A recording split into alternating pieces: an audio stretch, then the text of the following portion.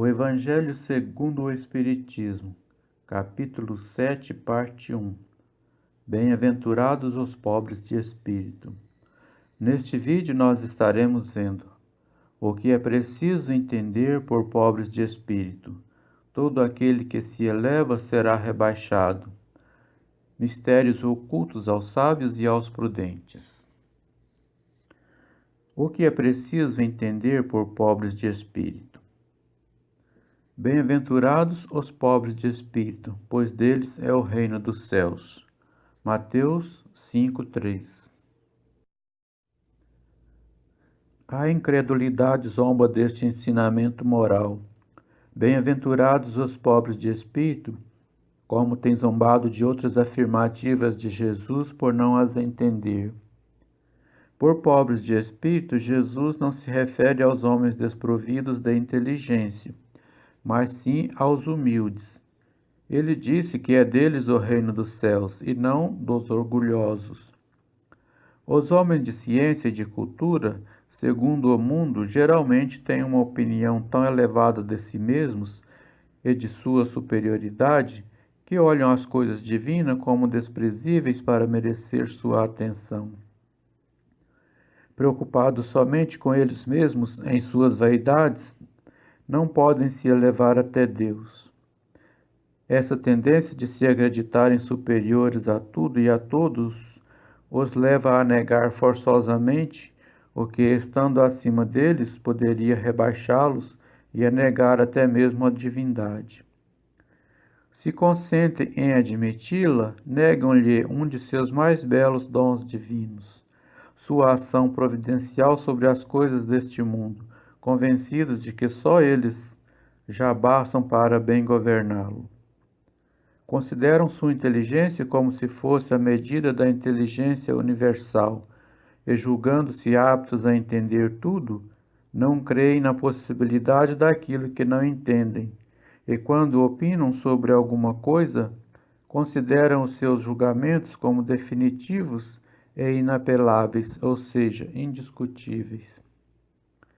Quando se recusam a admitir o mundo invisível e um poder extra-humano, não é porque isso esteja acima de sua capacidade de entendimento, mas porque seu orgulho se revolta contra a ideia de que haja alguma coisa acima da qual não se possam colocar e que os faria descer do seu pedestal. É por isso que apenas têm sorrisos de desdém por tudo que não é o mundo físico e visível. Eles se atribuem grande cultura e ciência para acreditarem nessas coisas, que pensam ser boas, segundo eles, para as pessoas simples, considerando aqueles que as levam a sério como pobres de espírito. Entretanto, digam o que disserem, forçosamente entrarão como todos os outros no mundo invisível que ridicularizam.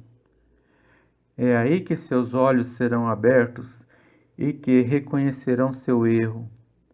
Porém, Deus, que é justo, não pode receber da mesma maneira aquele que desconheceu a sua majestade e aquele que se submeteu humildemente às suas leis, nem dar a ambos um tratamento igual. Ao dizer que o reino dos céus é para os simples, Jesus quer dizer que ninguém é lá admitido sem a simplicidade do coração e a humildade de espírito. Que o inculto que possui estas qualidades será preferido, e não o sábio que acredita mais em si mesmo do que em Deus. Jesus sempre colocou a humildade entre as virtudes que nos aproximam de Deus, e o orgulho entre os vícios que nos distanciam dele. Isso ocorre por uma razão muito natural. Enquanto a humildade é um ato de submissão a Deus, o orgulho é uma revolta contra ele. Mais vale, pois, para a felicidade futura do homem ser pobre de espírito, no sentido do mundo, e rico de qualidades morais. Todo aquele que se eleva será rebaixado. Naquela hora chegaram-se a Jesus seus discípulos, dizendo: Quem é o maior no reino dos céus?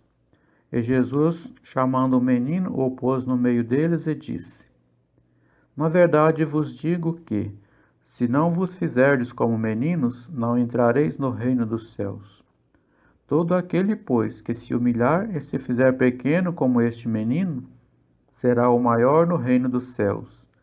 E o que receber em meu nome um menino como este, a mim é que recebe. Mateus 18, de 1 a 5.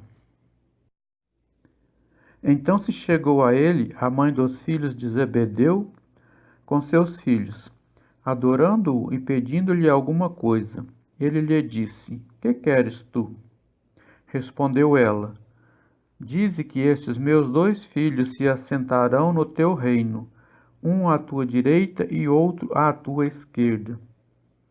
E respondendo Jesus disse: Não sabeis o que pedis.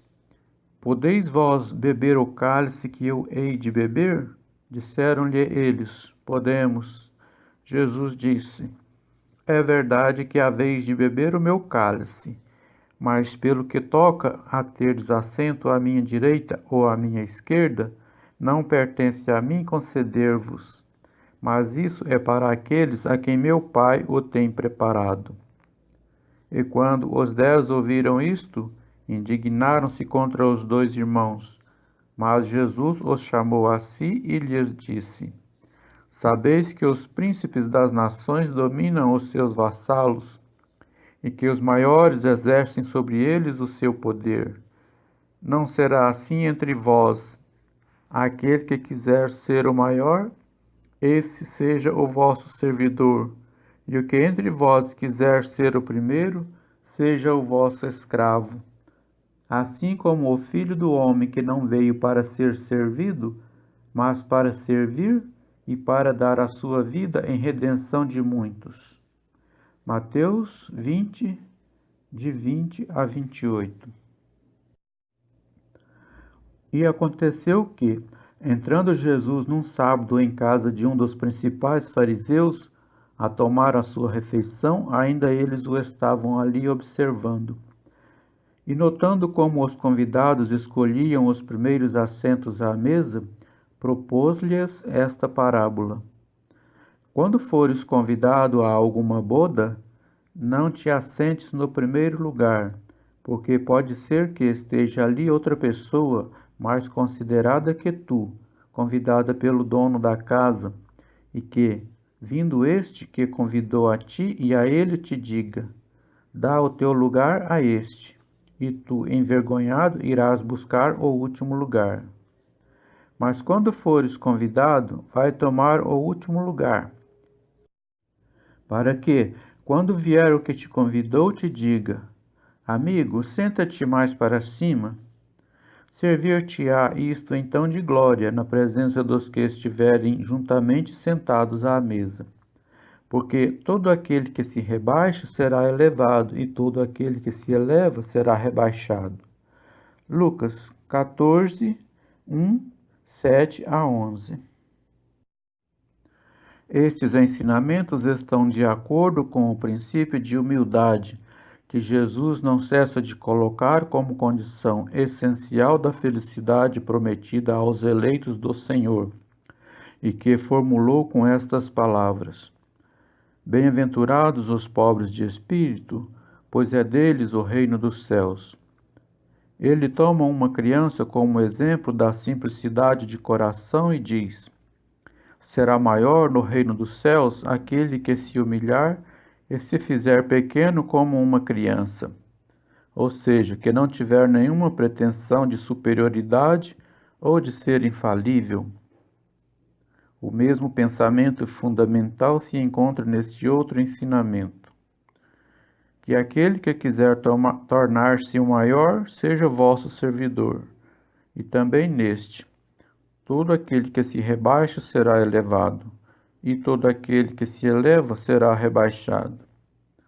O Espiritismo vem confirmar os ensinamentos exemplificando-os e mostrando-nos que os grandes no mundo dos espíritos são os que foram pequenos na terra. E frequentemente são bem pequenos lá aqueles que foram os maiores e os mais poderosos na terra.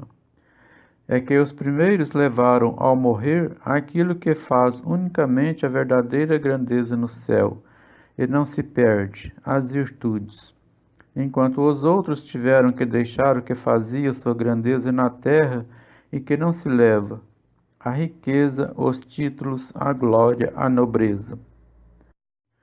Não tendo nenhuma outra coisa, chegam ao outro mundo sem nada, como náufragos, infelizes que perderam tudo, até mesmo suas roupas. Conservaram apenas o orgulho que torna a sua nova posição ainda mais humilhante, pois veem acima deles, resplandecentes de glória, aqueles que humilharam na terra. O Espiritismo nos mostra uma outra aplicação deste princípio, o das encarnações sucessivas, nas quais aqueles que foram mais elevados em uma existência terrena são rebaixados à última categoria na existência seguinte, caso tenham sido dominados pelo orgulho e pela ambição. Não procureis o primeiro lugar na terra, nem vos coloqueis acima dos outros, se não quiserdes ser obrigados a descer. Procurai, ao contrário, o mais humilde e o mais modesto, pois Deus saberá vos dar um lugar mais elevado no céu, se o merecerdes. Mistérios ocultos aos sábios e aos prudentes. Então Jesus disse estas palavras: Eu vos rendo glória, meu Pai, Senhor do céu e da terra, por haverdes ocultado estas coisas aos sábios e aos prudentes, e por as haver revelado aos simples e aos pequeninos. Mateus 11, 25. Pode parecer estranho que Jesus renda graças a Deus por ter revelado estas coisas aos humildes, aos simples e aos pequeninos, que são os pobres de espírito, e de tê-las ocultado aos sábios e aos prudentes, mais capazes aparentemente de compreendê-las. É preciso entender pelos primeiros, os humildes, os que se humilham diante de Deus e não acreditam ser superiores a ninguém, e pelos segundos, os orgulhosos, envaidecidos de seu saber mundano, que se acreditam prudentes, pois negam a Deus, tratando-o de igual para igual, quando não o rejeitam. Na antiguidade, prudente era sinônimo de empáfia, dono da verdade. É por isso que Deus lhes deixa a procura dos segredos da terra e revela-os do céu aos simples e humildes que se inclinam diante da sua glória. Assim acontece agora com as grandes verdades reveladas pelo Espiritismo. Alguns incrédulos admiram-se que os espíritos façam tão poucos esforços para os convencer. É que eles se ocupam dos que buscam a luz com humildade e de boa fé, ao invés daqueles que acreditam possuir toda a verdade e pensam que Deus deveria primeiro provar-lhes que existe, para poderem aceitá-lo e ficar muito feliz em conduzi-los a si. O poder de Deus manifesta-se nas pequenas como nas grandes coisas.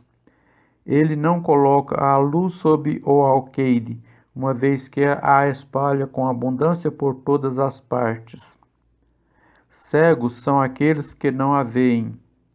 Deus não quer lhes abrir os olhos à força, uma vez que lhes convém mantê-los fechados. Sua vez chegará, mas primeiro é preciso que sintam as angústias das trevas e reconheçam a Deus e não o acaso na mão que atinge seu orgulho. Deus emprega para vencer a incredulidade os meios que julga conveniente, conforme os indivíduos. Não é o incrédulo que deve determinar a Deus o que fazer ou o que dizer.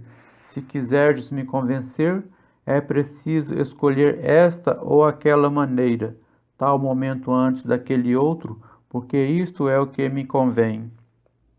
Que os incrédulos não se espantem, portanto, se Deus e os Espíritos, que são os agentes de sua vontade, não se submetem às suas exigências. O que diriam se o mais simples de seus servidores quisesse se impor a eles? Deus impõe suas condições e não se sujeita às deles. Ele ouve com bondade aqueles que o procuram com humildade, e não os que se acreditam maiores do que ele.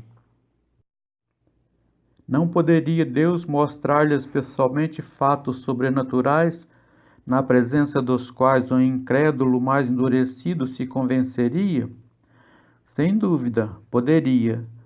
Mas que mérito teriam eles e, aliás, de que isto serviria? Não os vemos todos os dias negarem-se à evidência e até mesmo dizerem: se eu visse, não acreditaria, pois sei que é impossível. Se eles se recusam a reconhecer a verdade, é que seu espírito ainda não está pronto para entendê-la, nem seu coração para senti-la. O orgulho é o véu que tampa sua visão. De que adianta mostrar a luz a um cego? É preciso, em primeiro lugar, curar a causa da cegueira. E como médico hábil, Deus corrige primeiramente o orgulho. Não abandona seus filhos perdidos. Sabe que cedo ou tarde seus olhos se abrirão, mas quer que isso aconteça por vontade própria. E então, vencidos pelas aflições da incredulidade, se lançarão por si mesmos em seus braços e, como filhos pródigos, lhe pedirão perdão. E terminamos aqui a primeira parte do capítulo 7.